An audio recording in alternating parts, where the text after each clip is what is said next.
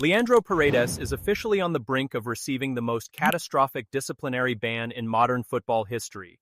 And it is all because a shocking, unhinged pattern of violence was just exposed after he went out and did it again. Look at his hands right here.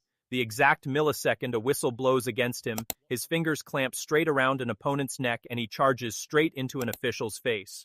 Burn that visual into your mind right now. Because what you are watching is not some harmless post-match frustration. You are watching the definitive, unarguable proof that could completely exile Leandro Paredes from the global game forever.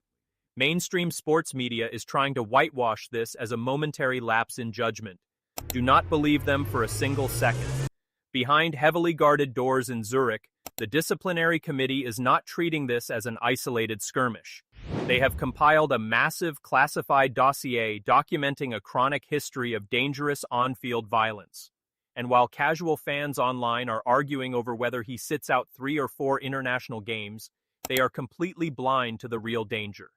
Investigators aren't just weighing an international ban, they are actively discussing a total, worldwide blackout across all professional football competitions. To understand how Paredes pushed the world's most ruthless governing body to the absolute brink, you have to understand the hidden legal trap that just slammed shut around him. The disciplinary committee does not act like a standard match referee handing out yellow cards. Their entire purpose is to step in when on-field officiating utterly fails to punish extreme misconduct. Under Article 14 of the FIFA Disciplinary Code, the specific statute governing violent conduct and physical assault, penalties are not decided on a whim. The rules explicitly mandate that authorities examine a player's behavioral pattern before determining the severity of the sanction. Opening the formal charge sheet from the final completely incinerates the accidental mistake defense. Officials have hit Paredes with 3 distinct individual charges of assault from that match alone. Charge number 1 covers the deliberate, direct strike to Eric Garcia's throat. Next is the unprovoked physical assault that violently threw Gavi to the turf. Finally, they noted the explosive, aggressive confrontation with match officials and bench staff. Consider the brutal mathematics of that disciplinary code. Article 14 establishes an absolute statutory baseline of 3 matches per violent offense. Multiply 3 charges by 3 matches, and you get a baseline penalty of 9 matches. That number alone would cement itself as one of the heaviest individual tournament sanctions ever handed down in the history of the sport. But here is the terrifying reality. 9 international matches is merely the floor. It is only the beginning.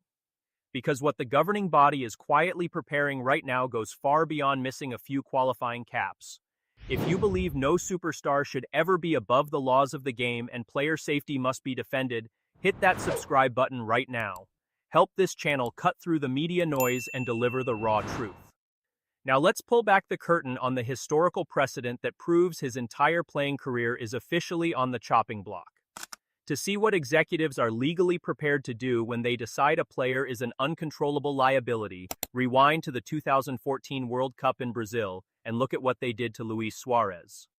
When Suarez bit Giorgio Chiellini, the world assumed he would simply miss a few international games for Uruguay.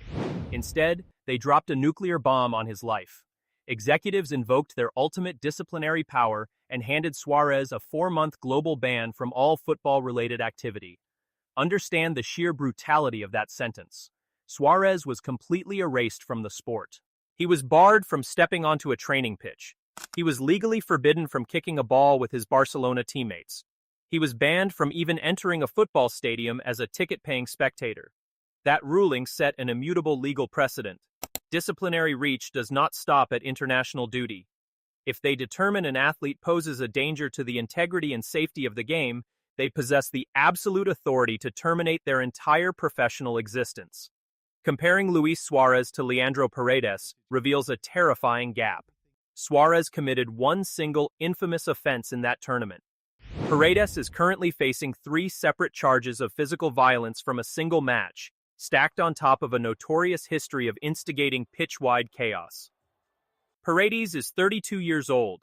A multi-month worldwide ban would not be a minor career pause. It would permanently destroy the final prime years of his career at Boca Juniors, obliterate his physical conditioning, void high-value commercial deals, and leave his legacy in ruins. Just when you think investigators might have considered leniency, what happened next completely destroyed his defense forever. Here is the most damning twist in this entire investigation. When officials officially launched this inquiry, their own regulatory framework granted them the authority to issue an immediate provisional suspension of up to 90 days while collecting evidence. Yet, in an act of extraordinary leniency, they chose not to enforce it. They granted Paredes total freedom, allowing him to return to domestic competition while his file was being processed. How did he repay that second chance? He flew straight back to Argentina, pulled on a Boca Juniors shirt, and ignited another violent bench-clearing riot while under active scrutiny. Review the footage from that domestic fixture. There were no World Cup stakes here. There was no unbearable international pressure. This was an ordinary league match. Yet the exact same violent instinct took over. Following a standard foul whistle, Paredes maliciously drilled the ball directly into an opponent's head. Within seconds, both benches cleared, players were throwing punches, and riot police had to physically storm the pitch to regain control. Place that footage directly side by side with the 2022 World Cup quarterfinal against the Netherlands. It is a carbon copy. In 2022, after a foul on Nathan Ake, he blasted the ball point-blank into the Dutch dugout, creating absolute bedlam. 4 years later, while knowing world football's highest court was actively judging his future, he did the exact same thing in broad daylight. That single action permanently vaporizes the excuse that this is just high-stakes adrenaline. You cannot claim the pressure of a final made you lose your mind when you exhibit the exact same violent behavior on a regular Tuesday at club level. Talent has never been the question with Leandro Paredes. The issue is a chronic, dangerous inability to control his temper the second a referee makes a call he dislikes. By inciting another riot while under formal review, he didn't just break the rules. He openly mocked the committee's authority. Making matters infinitely worse for him, he has walked into the crosshairs at the absolute worst political moment in modern football history, because he is not standing alone in that courtroom. The entire Argentine Football Association is currently facing an unprecedented disciplinary purge. Legal departments are currently prosecuting a massive catalog of offenses against the Argentine setup. Verified allegations of discriminatory chanting, systemic security collapses, and multiple investigations into coaching staff misconduct. When a governing body is desperately fighting to re-establish global order, financial fines are completely useless. Historically, when authorities need to send an unmistakable warning to an entire nation, they hunt down the most visible, unapologetic repeat offender and make an absolute devastating example out of him. Paredes has effectively handed them the executioner's axe and put his own neck on the block. The global football community has completely run out of patience. An international petition with tens of thousands of signatures is circulating worldwide, directly demanding that authorities bypass standard match bans and issue a permanent lifetime expulsion to protect player safety. Undeniable evidence supports this ruling. The legal precedent under the Suarez case is fully established. The repeat violence is documented on broadcast cameras across 3 separate competitions. And his latest riot at Boca Juniors proves that no amount of warnings will ever change him. Committee members are meeting right now to cast their final vote. So now, the ultimate question comes down to you. Looking at this mountain of evidence, from the 2022 brawl, to the multiple physical assaults in the final, to instigating another riot at Boca Juniors while under active investigation, where does Leandro Paredes rank among the most unhinged disciplinary records in football history? Does he deserve the 4-month global exile handed to Suarez, or should they hand down an unprecedented lifetime ban? Drop your raw, unfiltered verdict in the comments below. I read and reply to the best arguments. And if you want breaking news coverage the exact second this historic ruling drops, hit that subscribe button right now.